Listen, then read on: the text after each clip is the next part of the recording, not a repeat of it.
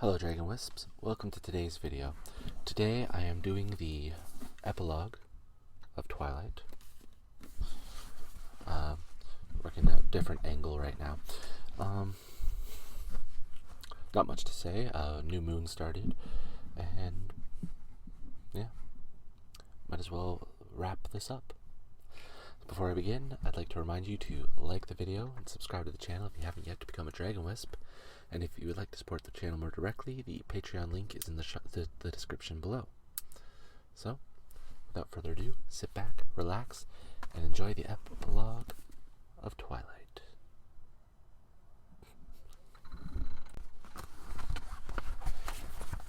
Epilogue, an occasion. Edward helped me to into his car, being very careful of the wisps of silk and chiffon, the flowers he'd just pinned into my elaborately styled curls, and my bulky walking cast. He ignored the angry set of my mouth. When he had me settled, he got in the driver's seat and headed back out the long, narrow drive. "At what point exactly are you going to tell me what's going on?" I asked grumpily. I really hated surprises, and he knew that. "I'm shocked that you haven't figured it out yet." He threw a mocking smile in my direction, and my breath caught in my throat. Would I ever get used to this perfection? "I did mention that you looked very nice, didn't I?" I verified. "Yes," he grinned again. I'd never seen him dress in black before, and with the contrast against his pale skin, his beauty was absolutely surreal. That much I couldn't deny, even if the fact that he was wearing a tuxedo made me very nervous. Not quite as nervous as the dress, or the shoe, only one shoe, as my other foot was still securely encased in plaster. But the stiletto heel, held on only by satin ribbons, certainly wasn't going to help me as I tried to hobble around. "I'm not coming over anymore if Alice is going to treat me like guinea pig Barbie when I do," I griped.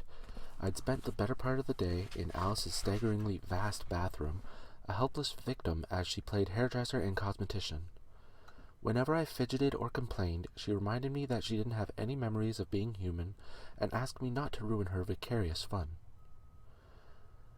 Then she dressed me in the most ridiculous dress, deep blue, frilly, and off the shoulders, with French tags I couldn't read, a dress more suitable for a runway than Forks.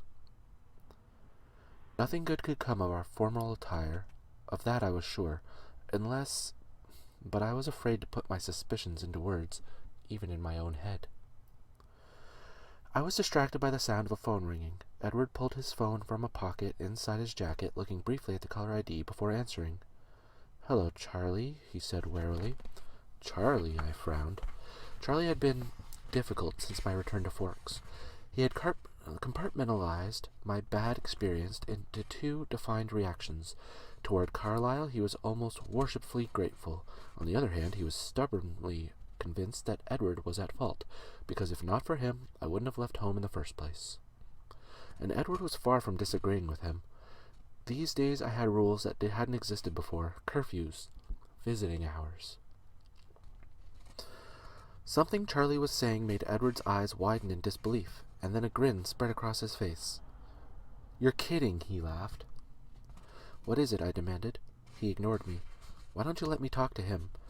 Edward suggested, with evident pleasure. He waited for a few seconds. "Hello, Tyler. This is Edward Cullen." His voice was very friendly on the surface. I knew it well enough to catch the soft edge of menace. What was Tyler doing at my house? The awful truth began to dawn on me. I looked again at the inappropriate dress Alice had forced me into. "I'm sorry if there's been some kind of miscommunication, but Bella is unavailable tonight." Edward's tone changed, and the threat in his voice was suddenly much more evident as he continued. "To be perfectly honest, she'll be unavailable every night as far as anyone besides myself is concerned.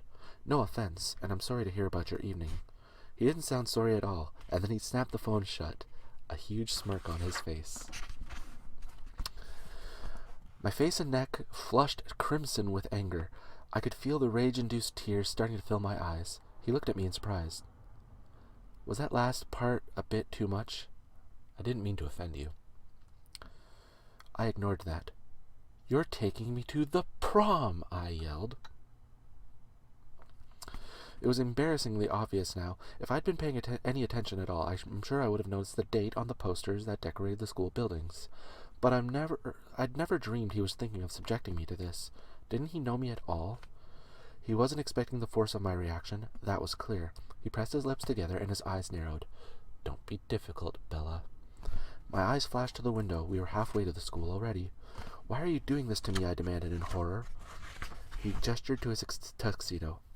"Honestly, Bella, what did you think we were doing?" I was mortified, but first because I'd missed the obvious, and also because the vague suspicions, expectations really, that I'd been forming all day as Alice tried to transform me into a beauty queen, were so far wide of the mark. My half-fearful hopes seemed very silly now.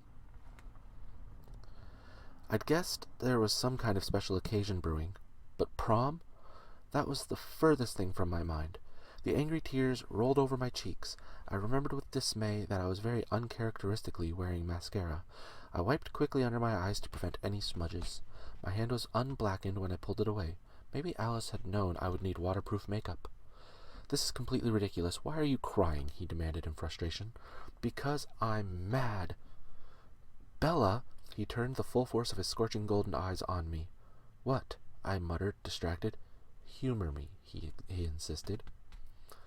His eyes were melting away all my fury. It was impossible to fight with him when he cheated like that. I gave in with poor grace. "Fine," I pouted, unable to glare as effectively as I would have liked. "I'll go quietly, but you'll see. I'm way overdue for more bad luck. I'll probably break my other leg. Look at this shoe. It's a death trap." I held out my good leg as evidence. He stared at my leg longer than was necessary.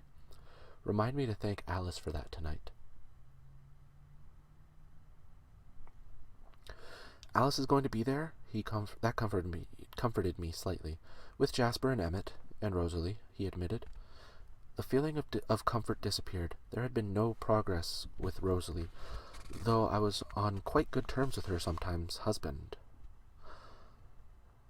Emmett enjoyed having me around. He thought my bizarre human reactions were hilarious, or maybe it was just the fact that I fell down a lot and that he found it so funny. Rosalie acted as if I didn't exist. When I shook my head to dispel the direction my thoughts had taken, I thought of something else. "Is Charlie in on this?" I asked, suddenly suspicious. "Of course," he grinned, and then chuckled. Apparently Tyler wasn't, though. I gritted my teeth. How could Tyler have been so delusional? I couldn't imagine. At school, when Charlie couldn't interfere, Edward and I were inseparable, except for those rare sunny days. We were at school now. Rosalie's red convertible was conspicuous in the parking lot. The clouds were thin today, a few streaks of sunlight escaping through far away in the west. He got out and walked around the car to open my door. He held out his hand. I sat stubbornly in my seat, arms folded, feeling a secret twinge of smugness. The lot was crowded with people in formal dress, witnesses. He couldn't remove me forcibly from the car, as he might have if we'd been alone. He sighed. "When someone wants to kill you, you're brave as a lion." And then when someone mentions dancing, he shook his head. I gulped. Dancing. "Bella, I won't let anything hurt you, not even yourself. I won't let go of you once, I promise." I thought about that and suddenly felt much better. He could see that in my face. "There now," he said gently. "It won't be so bad." He leaned down and wrapped one arm around my waist. I took his other hand and let him lift me from the car. He kept his arm tightly around me, supporting me as I limped toward the school. In Phoenix, they held proms in hotel ballrooms. This dance was in the gym, of course. It was probably the only room in town big enough for a dance. When we got inside, I giggled. There were actual balloon arches and twisted garlands of pastel crepe paper festooning the walls. "This looks like a horror movie waiting to happen," I snickered. "Well," he muttered as we slowly approached the ticket table. He was carrying most of my weight, but I still had to shuffle and wobble my feet forward. "There are more than enough vampires present." I looked at the dance floor. A wide gap had formed in the center of the floor, where two couples whirled gracefully. The other dancers pressed to the sides of the room to give them space. No one wanted to stand in contrast with such radiance. Emmett and Jasper were intimidating and flawless in classic tuxedos. Alice was striking in a black satin dress with geometric cutouts that bared large triangles on her snowy white skin. And Rosalie was, well, Rosalie. She was beyond belief. Her vivid scarlet dress was backless, tight to her calves where it flared into a wide ruffled train, with a neckline that plunged to her waist. I pitied every girl in the room, myself included. "Do you want me to bolt the doors so you can massacre the unsuspecting town folk?" I whispered conspiratorially. "And where do you fit into that scheme?" he glared. "Oh, I'm with the vampires, of course." He smiled reluctantly. Anything to get out of dancing. Anything. He bought our tickets, then turned me toward the dance floor. I cringed against his arm and dragged my feet. "I've got all night," he warned.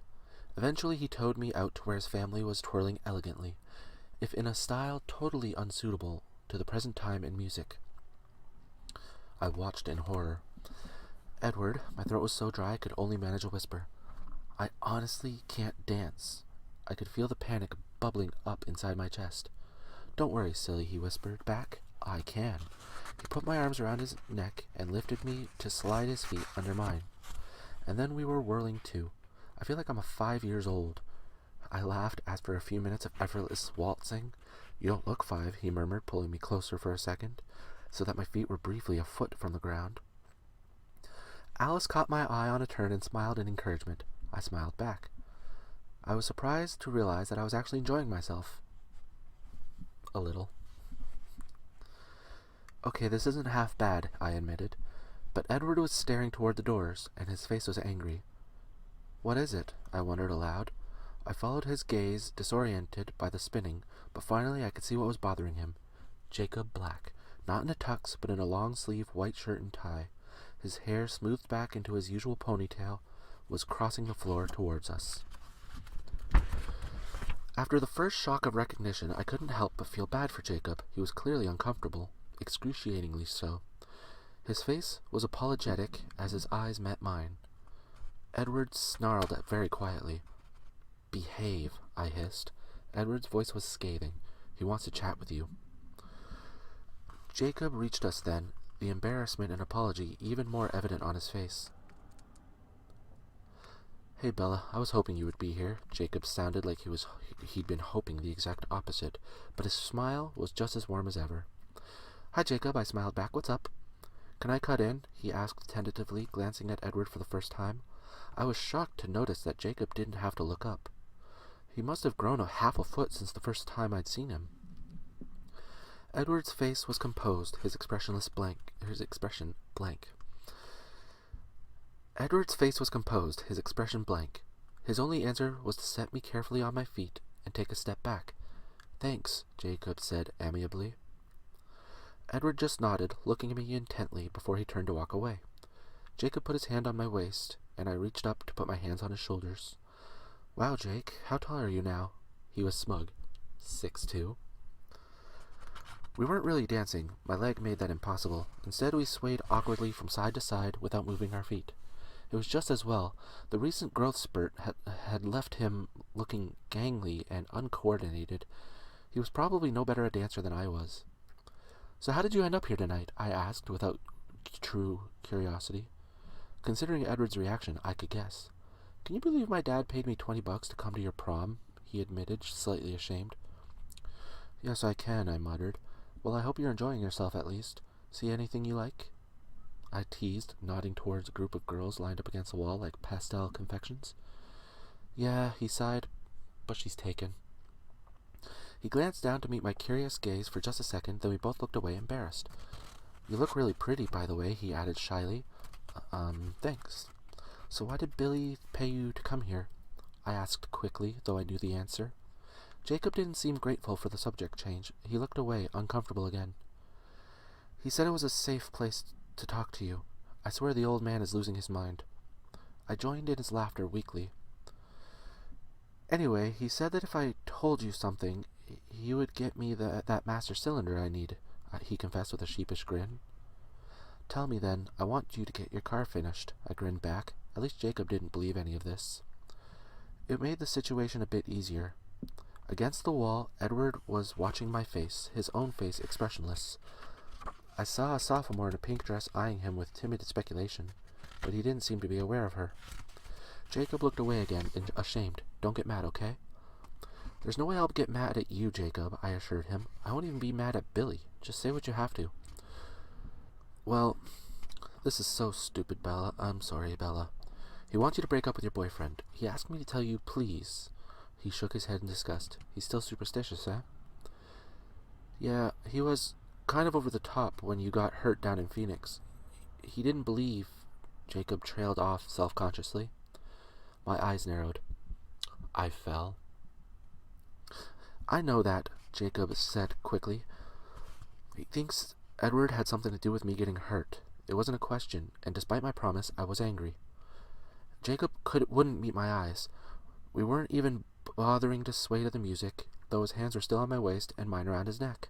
Look, Jacob, I know Billy probably won't believe this, but just so you know, he looked at me now, responding to the new earnestness in my voice.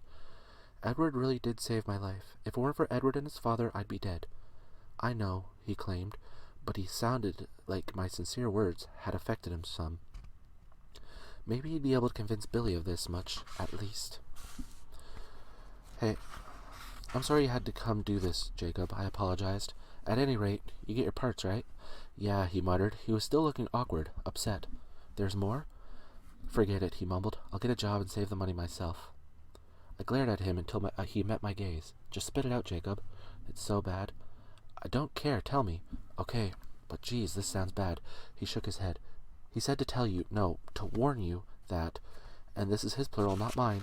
He lifted his hand from my waist, and made little quotations in the air.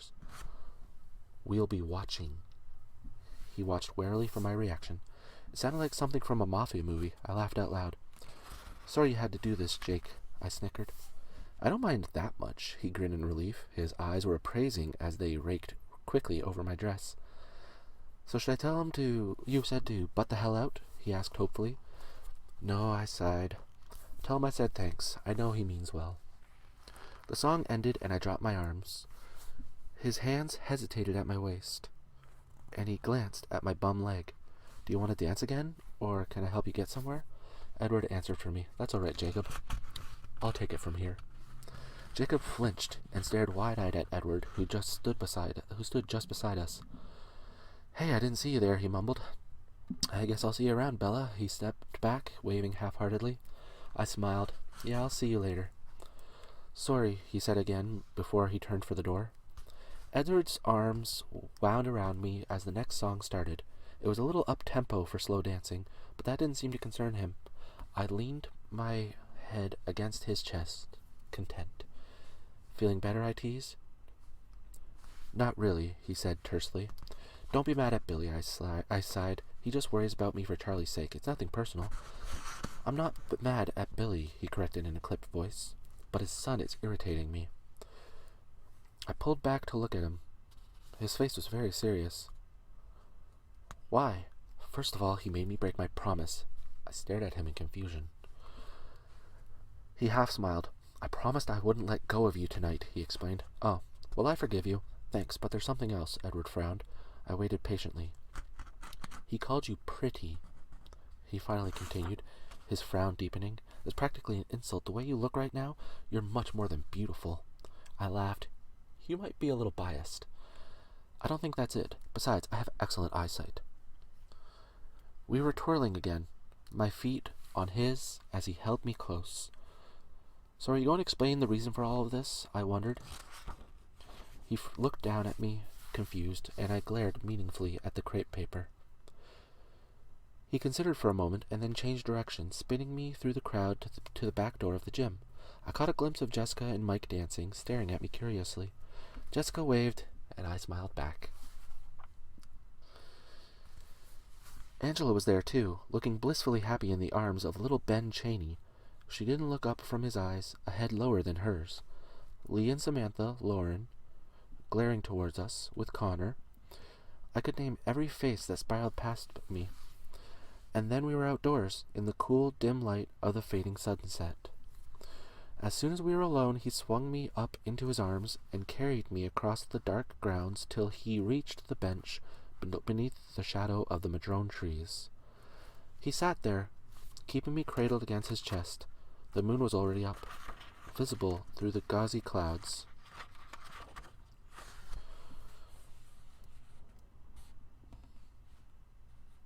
And his face glowed pale in the white light. His mouth was hard, his eyes troubled. "The point?" I prompted softly. He ignored me, staring up at the moon. "Twilight again," he murmured. "Another ending. No matter how perfect the day is, it always has to end." "Some things don't have to end," I muttered through my teeth, instantly tense. He sighed. "I brought you to the prom," he said slowly, finally answering my question, "because I don't want you to miss anything. I don't want my presence to take anything from you. If I can help it. I want you to be human. I want your life to continue as if it would have if I died in the 1918, like I should have." I shuddered at his words and then shook my head angrily. In what strange parallel dimension would I ever have gone to prom of my own free will? If you weren't 1,000 times stronger than me, I would never have let you get away with this. He smiled briefly, but it didn't touch his eyes. "It wasn't so bad. You said so yourself." "That's because I was with you." We were quiet for a minute. He stared at the moon and I stared at him. I wished there was some way to explain how very uninterested I was in normal human life. "Will you tell me something?" he asked, glancing down at me with a slight smile. "Don't I always?" "Just promise you'll tell me," he insisted, grinning. I knew I was going to regret this almost instantly. "Fine. You seemed honestly surprised when you figured out that I was taking you here," he began. "I was," I interjected. "Exactly," he agreed, "but you must have had some other theory. I'm curious. What did you think I was dressing you up for?" "Yes, instant regret." I pursed my lips, hesitating. "I don't want to tell you." "You promised," he objected. "I know. What's the problem?" I knew he thought it was mere embarrassment holding me back. "I think it will make you mad. Or sad." His brows pulled together over his eyes as he thought that through. "I still want to know." "Please?" I sighed. He waited. "Well, I assumed it was some kind of occasion, but I didn't think it would be some trite human thing. Prom," I scoffed. "Human?" he asked flatly. He picked up on the key word. I looked down at my dress, fidgeting with a stray piece of chiffon. He waited in silence. "Okay," I confessed in a rush. "So I was hoping that you might have changed your mind, that you were going to change me, after all." A dozen emotions played across his face. Some I recognized: anger, pain, and then he seemed to collect himself, and his expression became amused. "You thought that would be a black tie occasion, did you?" he teased, touching the lapel of his tuxedo jacket. I scowled to hide my embarrassment. I don't know how these things work. To me, at least, it seems more rational than prom does. He was still grinning. "It's not funny," I said. "No, you're right, it's not," he agreed, his smile fading. "I'd rather treat it like a joke, though, than believe you're serious. But I am serious." He sighed deeply. "I know. And you're really that willing?" The pain was back in his eyes. I bit my lip and nodded. So ready for this to be the end," he murmured, almost to himself. "For this to be the twilight of your life, though your life has barely started. You're ready to give up everything." "It's not the end. It's the beginning," I disagreed under my breath. "I'm not worth it," he said sadly. "Do you remember when you told me that I didn't see myself clearly?" I asked, raising my eyebrows. "You obviously have the same blindness." "You know what I am." I sighed. But his mercurial mood shifted on me. He pursed his lips, and his eyes were probing. He examined my face for a long moment. You ready now, then?" he asked. I gulped. "Yes?" He smiled and inclined his head slowly until his cold lips brushed against the skin just under the corner of my jaw. "Right now?" he whispered, his breath blowing cool on my neck. I shivered involuntarily. "Yes," I whispered so my voice wouldn't have a chance to break. If he thought I was bluffing, he was going to be disappointed. I'd already made this decision, and I was sure. It didn't matter that my body was rigid as a plank, my hands balled into fists, my breathing erratic. He chuckled darkly and leaned away. His face did look disappointed. You can't really believe that I would give in so easily, he said, with a sour edge to his mocking tone. A girl can dream. His eyebrows rose. Is this what you dream about? Being a monster? Not exactly, I said, frowning at his word choice. Monster indeed. Maybe I dream about being with you forever. His expression changed, softened, and widened by the subtle ache in my voice. Bella, his fingers lightly traced the shape of my lips. I will stay with you. Isn't that enough? I smiled under his fingertips. Enough for now. He frowned at my tenacity. No one was going to surrender tonight. He exhaled, and the sound was practically a growl. I touched his face. Look, I said. I love you more than everything else in the world combined. Isn't that enough? Yes, it is enough, he answered, smiling. Enough for forever. And he leaned down to press his cold lips once more to my throat.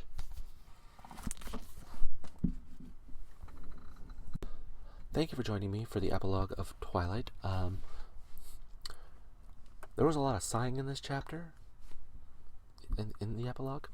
But like I said, when I did the first chapter of New Moon, it wasn't really relative to the story, I feel, but it did wrap things up quite nicely while leaving things available for New Moon. But even in the movie, I felt that was a scene that could be like, take it or leave it. But anyway, so that completely concludes Twilight. As you may know, New Moon has already started. So, if you're all caught up, feel free to go start watching that one. Alright. That's basically it. So right now, you should be getting up here a subscribe button. Over here, you should be getting the latest video on the channel. Over here should be a video recommended for you by YouTube. And over here will be the Twilight playlist, which will also include New Moon now. If I put it into that playlist. Thank you again for joining me, and as always, have a peaceful day. Bye.